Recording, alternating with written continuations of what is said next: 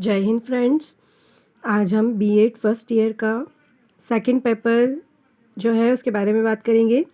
उसका नाम है कंटेम्प्रेरी इंडिया एंड एजुकेशन, समकालीन भारत और शिक्षा। वो पेपर जो है आपका टोटल 80 मार्क्स का है, जैसा आप यहाँ पे देख पा रहे हैं। आपको टाइम अलाउड 1.5 आवर दिया हुआ है। 2 सेक्शंस हैं आपके पेपर में, section A and section B. Section A जो है वो 35 मार्क्स का है और सेक्शन बी 45 मार्क्स का है। सेक्शन बी में आपको कोई 3 क्वेश्चन सॉल्व करने हैं और सेक्शन ए के आपको सारे क्वेश्चंस सॉल्व करने हैं। तो अब हम आगे देखते हैं कि पेपर कैसा है, उसमें कैसे क्वेश्चंस पूछे गए हैं, उनका डिफ़िकल्टी लेवल जो है वो क्या है। ये आपका फर्स्ट पेपर के क्वेश्चंस, फर्स्ट पेज के ये आपको सारे क्वेश्चन दे रखे हैं। मैं रीड कर देती हूँ question. Define education according to Swami Vivekananda. Swami Vivekananda के अनुसार शिक्षा को परिभाषित कीजिए। What do you mean by social diversity. सामाजिक विभिन्नता से आपका क्या तात्पर्य है। What do you mean by globalisation. Explain. वैश्वीकरण से आप क्या समझते हैं, समझाइए। Write recommendation of NPE 1986 regarding reframing school education. NPE 1986 के संदर्भ में विद्यालय शिक्षा के पुनर्गठन की सिफारिशों को लिखिए। Right any 2 guiding principle of NCF national curriculum framework 2005। राष्ट्रीय पाठ्यचर्या की रूपरेखा NCF 2005 के कोई 2 मार्गदर्शक सिद्धांत बताइए। What do you mean by 3 language formula. त्रिभाषा सूत्र से आपका क्या तात्पर्य है। What do you mean by gender sensitivity. लिंग संवेदनशीलता से आपका क्या तात्पर्य है। Write the objective of SSA। Sarva Shiksha Abhiyan के उद्देश्य लिखिए। What do you mean by total enrolment. समग्र नामांकन से आपका क्या आशय है।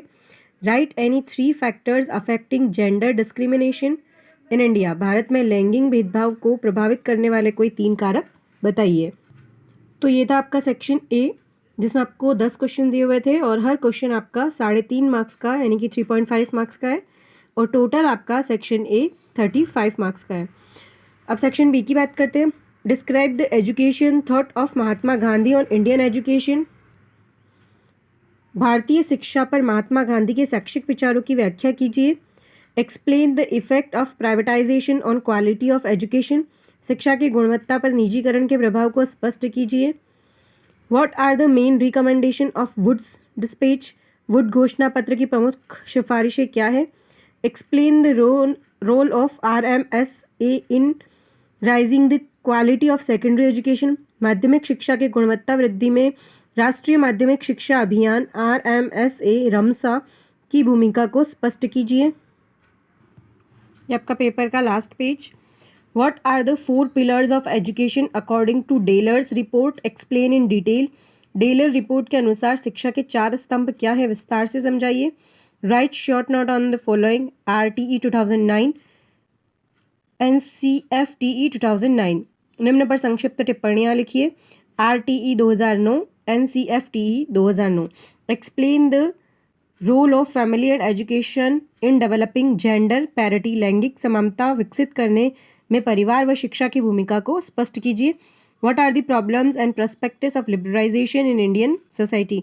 भारतीय समाज में उदारीकरण की समस्याएं और संभावनाएं क्या हैं।